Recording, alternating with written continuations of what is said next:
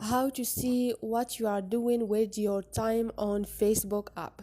Hi guys, in this video I will show you how to see what activity are you doing on your Facebook when you are spending time on your Facebook app. It's so easy and quick, so let's start. First thing, go to your Facebook app. Now click on those three lines up there and click on the setting icon beside the search icon up there. Now all you need to do is scroll down until you find your time on Facebook. Now you have see your time.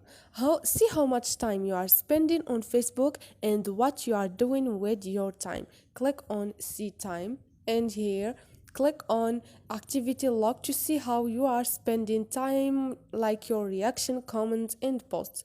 Click on see activity log and this is it.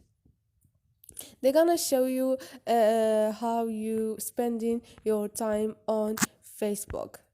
And this is it, guys. Hope this video was helpful to you. If you like the video, don't forget to subscribe and like.